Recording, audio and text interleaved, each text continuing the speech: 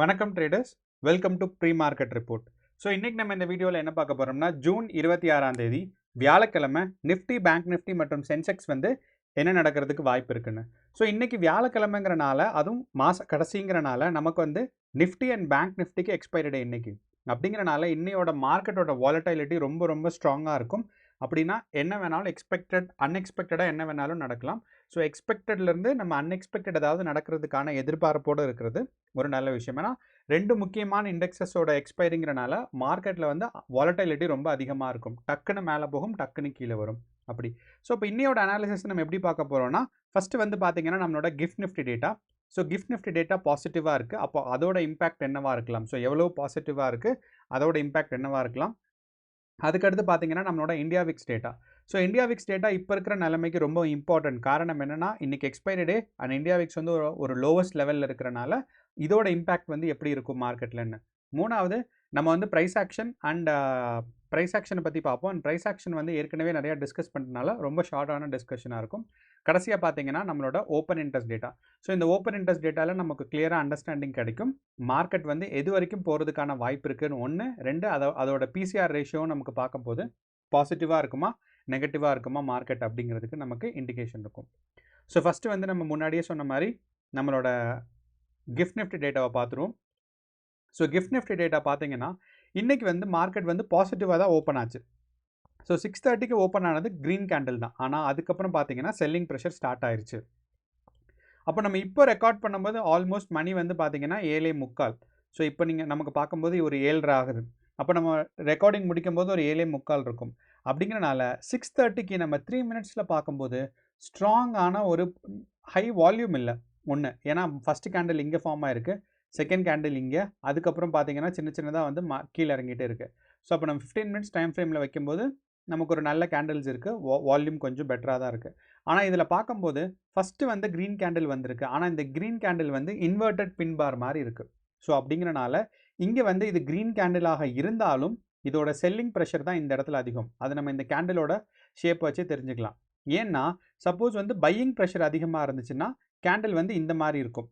So இந்த மாதிரி இருந்துச்சுன்னா அந்த கேண்டில் வந்து க்ரீனாக இருந்தாலும் பையிங் ப்ரெஷர் அதிகம் இருக்குது. ஏன்னா ஓப்பனிங் அண்ட் க்ளோசிங் பொசிஷன் இருக்குது. ஸோ இங்கே ஓப்பன் ஆகி இங்கே தான் க்ளோஸ் ஆகிருந்திருக்கு. ஸோ அப்படிங்கிறனால க்ளோசிங் இங்கே ஓப்பன் ஆகிட்டு மேலே இங்கே க்ளோஸ் ஆகிருக்கு. ஆனாலுமே பார்த்தீங்கன்னா லோவர் சைட் ஆஃப் த கேண்டிலில் ஃபுல் பாடி இருக்கிறனால நமக்கு இது என்ன சொல்லலாம்னா செல்லிங் ப்ரெஷர் அதிகமாக இருக்குங்கிறத நம்ம இண்டிகேட் பண்ணுது ஒன்று. ரெண்டாவது, அதுக்கடுத்து பார்த்தீங்கன்னா 3 கேண்டில்ஸ் வந்து நெகட்டிவாக தான் வந்துகிட்டே இருக்குது. ஸோ இந்த ஒரு விஷயங்கிறனால நமக்கு என்ன அண்டர்ஸ்டாண்ட் பண்ணலான்னா, மார்க்கெட் செல்லிங் ப்ரெஷரில் இருக்கிறதுக்கான வாய்ப்புகள் ரொம்ப அதிகமாக இருக்குது. ஸோ இப்போ நான் வந்து 7:15 தான் இப்போ நம்ம பார்க்குறோம். ஆனால் இன்னும் கொஞ்சம் 9:00 வரைக்கும் என்ன நடக்க போகுதுங்கிறத நம்ம ரெஃபர் பண்ணி தான் ஆகணும். ஏன்னா நீங்கள் வந்து சப்போஸ் கிஃப்ட் நிஃப்டி டேட்டாவை டிபெண்ட் பண்ணுறதாக இருந்தால் ஒரு 8:30 9 மணிக்கு வந்து மார்க்கெட் எப்படி இருக்குன்னு அண்டர்ஸ்டாண்ட் பண்ணிங்கன்னா உங்களுக்கு வந்து ப்ரீ மார்க்கெட் ரிப்போர்ட்டில் நம்ம ஒரு அண்டர்ஸ்டாண்டிங் டெவலப் பண்ண முடியும். அப்படிங்கிறனால இப்போதைக்கு பார்க்கும்போது மார்க்கெட் வந்து செல்லிங் ப்ரெஷரில் இருக்கிற மாதிரி தான் இருக்குது. ஸோ ஃபஸ்ட்டு கேண்டில் க்ரீனாக இருந்தாலும் அதோட பாடி எங்கே இருக்குது, அதாவது க்ரீனோட விக்கு தான் மேலே இருக்குது, கீழே தான் அதோட பாடி இருக்குங்கிறனால அது வந்து செல்லிங் ப்ரெஷரில் தான் இருக்குது அப்படிங்கிறத நம்ம அண்டர்ஸ்டாண்ட் பண்ணலாம். அப்போ கிஃப்ட் நிஃப்டி டேட்டா பார்க்கும்போது நமக்கு செல்லிங் ப்ரெஷரில் தான் இருக்குது. அடுத்து வந்து நம்மளோட India Vicks data. So India Vicks data ஏன் நம்ம முக்கியம் அப்படின்னு சொன்னோன்னா, இப்போ பார்த்தீங்கன்னா ஆல்மோஸ்ட் லைக் 12.9, அதாவது 13க்கு பக்கத்தில் இருக்குது. அப்போது யூஸ்வலாக வந்து இந்தியா விக்ஸ் அண்ட் நம்மளோட நிஃப்டி 50 எப்படி வேலை செய்யும்னா, இந்தியா விக்ஸ் மேலே போச்சுன்னா நம்மளோட ஸ்டாக்ஸ் எல்லாம் கீழே வரும், மேஜரான இண்டெக்ஸஸ் கீழே வரும். ஓகே, அதே மாதிரி இந்தியா விக்ஸ் கீழே போச்சுன்னா நமக்கு ஸ்டாக்ஸ் மேலே போகும். அப்போது இந்தியா விக்ஸ் ஒரு லோவஸ்ட் பாயிண்டில் இருக்குது. நீங்கள் பார்த்தீங்கன்னா தெரியும், இந்தியா விக்ஸ் ஏற்கனவே ஒரு டெத் கிராஸில் தான் இருக்குது. அப்போது இதிலிருந்து கீழே போகிறதுக்கான வாய்ப்புகள் ரொம்ப ரொம்ப கம்மி. யூஸ்வலாக வந்து 12 13 தான் லோவஸ்ட்டு. இங்கேருந்து கீழே போகிறதுக்கான கஷ்டம் ரொம்ப கஷ்டம். அப்படிங்கிறனால மார்க்கெட் இங்கேருந்து மேலே தான் போகும் India Vicks data. So volatility increase தான் ஆகும். அதுவும் நமக்கு இன்றைக்கி எக்ஸ்பைரி டேங்கிறனால வாலட்டிலிட்டி இன்க்ரீஸ் வந்து ரொம்ப ரொம்ப நம்ம ஸ்ட்ராங்காக எதிர்பார்க்கலாம். ஸோ அந்த ஒரு காரணத்தினால வாலட்டிலிட்டி இன்க்ரீஸ் ஆச்சுன்னா நமக்கு Nifty, bank Nifty and Sensex வந்து கீழே வரதுக்கான வாய்ப்பு இருக்குது. அப்போது நம்ம இந்தியா விக்ஸும் வந்து மேலே இம்ப்ரூவ் ஆக தான் சான்சஸ் இருக்குது. லோவர் இனி போகிறதுக்கான வாய்ப்புகள் கம்மி ஒன்று.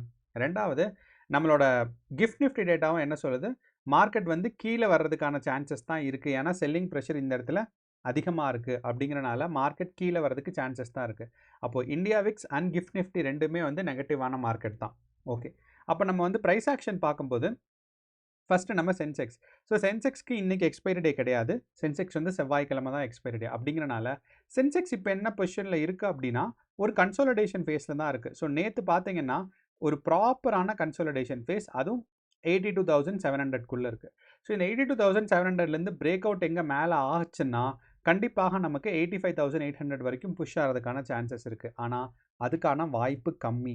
காரணம் என்ன அப்படின்னா சென்செக்ஸோட 2 விஷயம் பார்க்கணும். ஒன்று வந்து நம்மளோட PCR ratio. So at the money, அதாவது ஸ்ட்ரைக் ப்ரைஸ் வச்சு நமக்கு பிசிஆர் ரேஷியோ பார்த்தோம்னா 0.93 இருக்குது.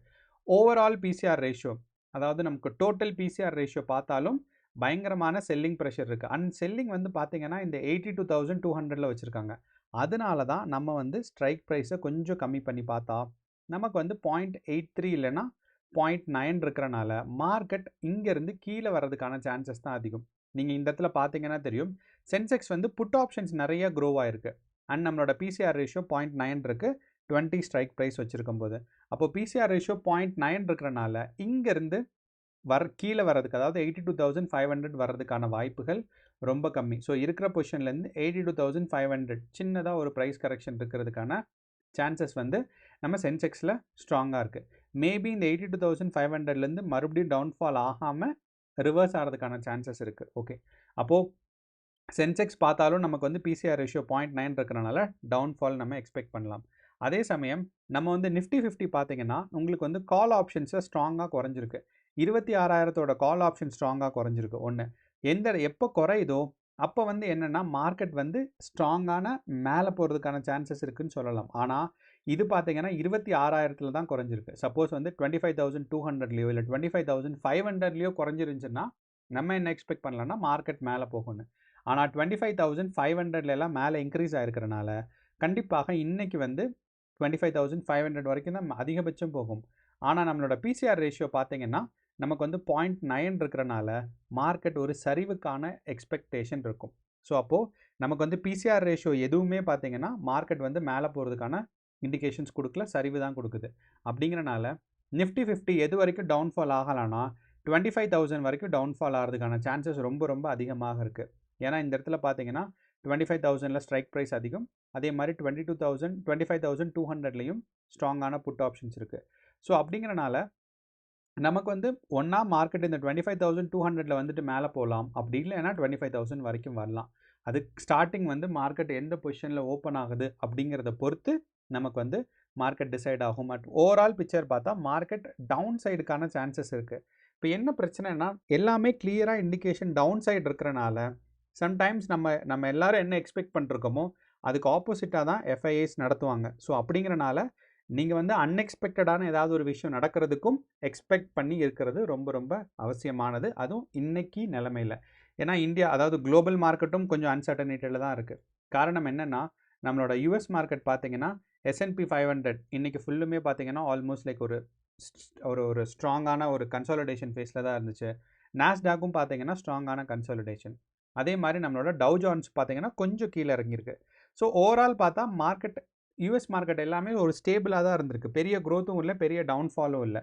ஸோ அந்த ஒரு காரணத்தினால நமக்கு இந்தியன் மார்க்கெட்லேயும் ஒரு அன்சர்டனிட்டி நம்ம எக்ஸ்பெக்ட் பண்ணலாம். ஸோ மார்க்கெட் நம்ம எதிர்பார்த்த மாதிரி போகிறதுக்கான சான்சஸ் கொஞ்சம் கம்மியாக தான் இருக்கும். ஏன்னா நிஃப்டி 50ல் 25,200 ஒரு ஸ்ட்ராங்கான ரெசிஸ்டன்ஸாக இருக்குது. அப்படிங்கிறனால மார்க்கெட் இங்கேருந்து ரிவர்ஸ் ஆகிறதுக்கான சான்சஸ் நமக்கு இருக்குங்கிறத நம்ம கேர்ஃபுல்லாக கவனிச்சுக்கணும். அப்போது அடுத்து வந்து நம்ம bank Nifty. So bank Nifty பார்த்தீங்கன்னா பேங்க் நிஃப்டிக்கு டவுட்டே இல்லை, மார்க்கெட் வந்து க்ரோத் ஆச்சுன்னா 57,000 போகும், அப்படி இல்லைன்னா 56,000 டவுன்ஃபால் ஆகும். ஸோ பேங்க் நிஃப்டியோட பிசிஆர் ரேஷியோ பார்த்தீங்கன்னா நமக்கு கொஞ்சம் பாசிட்டிவாக தான் இருக்குது. ஸோ பாசிட்டிவ்னா நான் என்ன சொல்கிறேன்னா மார்க்கெட் வந்து ஒரு நியர் டு 1 இருக்கிறனால ஒரு 20 ஸ்ட்ரைக் ப்ரைஸ் வைக்கும்போது 0.8 இருக்குது. ஸோ இப்போ பேங்க் நிஃப்டி நம்ம வந்து 57,000 வரைக்கும் க்ரோத் எக்ஸ்பெக்ட் பண்ணலாம். காரணம் என்னென்னா பேங்க் நிஃப்டியில் கோல்டன் கிராஸில் இருக்குது ஒன்று. ஸோ கோல்டன் கிராஸ்னால் 200 சிம்பிள் மூவிங் ஆவரேஜும் 50 சிம்பிள் மூவிங் ஆவரேஜும் கிராஸ் ஓவர்.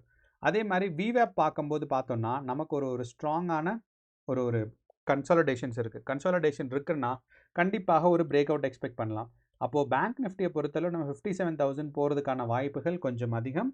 அதே சமயம் நமக்கு வந்து நிஃப்டி 50 பார்க்கும்போது நமக்கு வந்து இந்த 55,200 வந்துட்டு அங்கேருந்து ஒன்றா டவுன்ஃபால் ஆகும், அப்படி இல்லைன்னா ரிவர்ஸ் பேக் ஆகும்.